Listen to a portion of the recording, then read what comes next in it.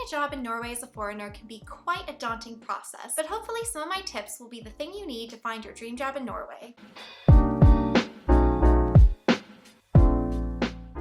Hi guys, and welcome back to my channel. If you're new here, my name is Ansley, and I'm an American citizen who has been living in Norway for the past year. During that time, I have been living in Norway on a study permit and recently landed my first job here in Norway. It was quite an interesting and slightly complicated process to get a job here in Oslo, which is exactly why I thought I would make this video to help you out there who are also looking to find a job in Norway navigate the Norwegian work culture and land yourself your dream job. Of course, I can only speak for my own experiences, but hopefully you still find this video helpful in some way or another. First off, how easy it will be to find work in Norway depends on your citizenship status. If you're a citizen from a country outside of the EU or Schengen zone, like myself, you're going to have to need some kind of residence permit before you're able to start the work-seeking process in Norway. In my personal case, I moved to Norway on a study visa.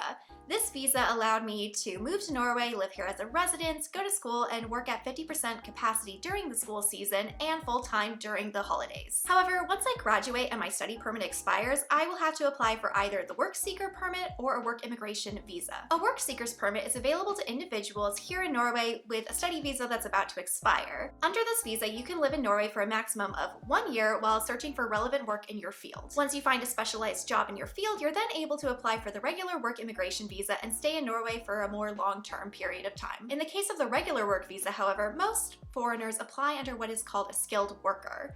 As a skilled worker, you have to be someone with either higher education or vocational training in a specialized field. You also have to receive an offer of employment from a Norwegian company or be an entrepreneur with your own private business. Essentially, these individuals are highly desirable employees that Norwegian companies are willing to sponsor through the work immigration process. If someone manages to get one of these visas and works for a Norwegian company for 3 years, then they are able to apply for permanent residency and no longer have to worry about renewing their work immigration visa. But all of this, of course, is just the preliminary steps that one must take before even starting the work-seeking process in Norway, and it only applies to citizens from outside the EU or Schengen zone. If you're a citizen from a country inside the EU or Schengen zone, it's a lot simpler. You can just come to Norway and start the work seeker process right away without having to worry too much about your residency status. If you're curious about learning more about these different types of permits and visa applications, I suggest you go to the Norwegian immigration website UDI. There's a lot of sections that have lots of useful information about citizens from specific countries as well as the visas that'll be best for you and your situation. But now moving on to the fun part, the actual job hunting. Finding a job in Norway as a foreigner is no easy task, so it's important to build up your resume and professional network while you're here. In order to land a job in Norway, you must present yourself as the ideal candidate with the perfect work experience, education, skill, and background. All of this should be reflected in your resume and your cover letter if you want to secure yourself an interview. You're also going to want to put yourself out there as much as possible when job hunting. There's a lot of different resources you can use to do this. I've personally used LinkedIn, Facebook Jobs, Indeed, and of course my contacts at the university while job hunting in Norway. Apart from these basics, there's a few key things to remember when job hunting in Norway. Number 1, you need to be at least somewhat proficient in Norwegian. While some other countries might see English as a plus, everyone here in Norway is basically already very fluent in English and Norwegian. Therefore, if you want to stand up against the other candidates in the job application process, you're going to have some English skills and some Norwegian skills. Number 2, develop specialized skills. Because most workers come to Norway under a work immigration visa that requires skilled workers, you're going to want to have a resume that fits that bill. This means receiving training or education in specialized fields, for example, nursing or engineering. This will give you a big advantage when job hunting in Norway. Number 3, understanding Norwegian social and cultural norms. A lot of this understanding just comes with time and living in the country, of course. I've noticed personally that the work environment here in Norway is very egalitarian and more laid back than in a lot of other countries. Employees here have a lot of power and workers' rights guaranteed to them by the Norwegian government, which gives them just as much power as the employers here as well. This work culture results in better communication, more respect, and a great work environment for both the employees and employers. Norwegians are also very good with time management, attention to detail, and are able to do their jobs without needing a micromanager. Maybe it's something to do with the independence in the culture. As an employee, you also get a lot of benefits while working in Norway. You get time off, sick leave, and job job security as an employee in Norway, all of which are very important to the work culture here. Employees are guaranteed 25 days of vacation, not including public holidays, 12 days of short-term sick leave, potentially unlimited long-term sick leave, maternal and parental leave, a minimum wage of around 180 kroner per hour, an average national salary of 600,000 kroner a year, and last but not least, full-time work weeks coming in at only 37.5 hours. There's also a very high level of job security here in this country, which makes it very difficult for you to be fired without just cause. Based on my experiences living in the US, it feels like a lot of people are living paycheck to paycheck and just working to survive. But here in Norway, it feels like people are working so that they can enjoy their lives and live. Work is more of a secondary thing to support your lifestyle. Number 4, knowing what jobs are available to you.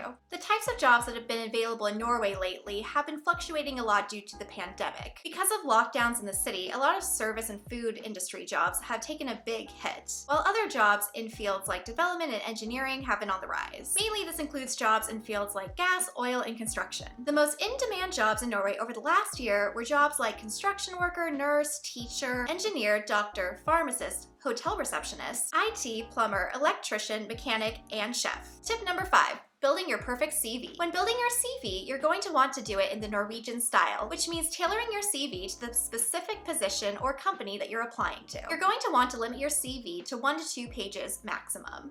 It should also include all of your personal information such as your name, phone number, address, email address, and date of birth. Following your personal information, you're going to want to include your key qualifications at the top of the resume, followed by your education in reverse chronological order. Then you're going to want to do the same for your work history. Afterwards, you should add any workshops, certifications, or courses that you've completed. And if you want an additional advantage, be sure to add the languages you speak in your resume as well. A lot of employers also look to see what kind of positions you've held in maybe industry-related experiences too, and you're going to want to include what position you had in these projects. After you perfected your CV, you're also going to want to create a letter that you send to the organization highlighting your personal experiences and why you are interested in the position at their company. Number 6. Nail your interview. Before your interview, you're gonna want to do your homework. You're going to want to know what the company is about, everything about the position you're applying to, as well as some key members in the organization and even who's going to be interviewing you. Before your interview, be sure to re-go over the job listing as well as your CV and letter you submitted. You're also going to want to practice answering some of the questions they might ask you and prepare some of your own as well. If there's any significant gaps in your resume, you're also going to want to be prepared to explain those or what you were working on during that time. On the day of the interview, be sure to come on time and dress for the role. When you first meet your interviewer, you're going to want to maintain good eye contact and have a firm handshake. Your interview should last anywhere from like 45 to 90 minutes, and after it's finished, be sure to send a follow-up email thanking them for the opportunity for you to come in and have the interview. If you haven't heard back about the interview after a couple weeks, you're allowed to send another email just to check the status of your application. But don't worry, it usually takes a few months before the entire application and hiring process is complete, so just be patient. And if you're curious, some common interview questions that are asked during this process are: why did you apply for the job? Tell us a bit about your past work experiences. Where do you see yourself in 5 years? Why should we hire you? What are your strengths and weaknesses? Do you work well independently or as part of a team? Why did you leave your previous job? And what do you bring to this role? Once you've built up the perfect CV, cover letter, and had your interview, all you have to do is sit back, wait, and see if you landed your dream job. Now, before I finish up this video, I wanted to let you know what my own personal experience was like when I was looking for a job here in Norway. Because I'm a full-time master's student, my study visa only allows me to work at a 50% capacity. Because of this, I was mostly on the lookout for things in the service industry or food work-related jobs, because those have more flexible work schedules and limited hours. I actually found my current job on Facebook job listings. Not the most conventional way, I know. What I did was I made my resume and cover letter and sent it directly to the hiring manager over email. After submitting my application, I came in for an interview at the head office a few weeks later. After the interview, I sent a follow-up email, and then a few weeks after that, I went in for a trial shift. Once that was finished, they sent me an email officially offering me the position along with a sample work contract. A week after I got the contract, I went back to the office in person to sign it with the hiring manager and had a little bit of an orientation as well. All in all though, it did take a few months from when I sent in my first application until I was officially offered a work contract. And this was just for a part-time job at a bakery. Now, while the process of being hired in Norway is very long and very thorough, it's still worth it in my opinion because of the amazing work culture and benefits you get as an employee here in Norway. So that about wraps it up for all of my useful tips on how to land yourself your dream job here in Norway. If you're curious about more information or more details about some of the things I've talked about, I've added some useful links into the description below. But other than that, I really hope you enjoyed this video. Be sure to like and subscribe, and if you have any questions about life in Norway, feel free to leave a comment in the comments below. Thanks again for watching, and I can't wait to see you all next time.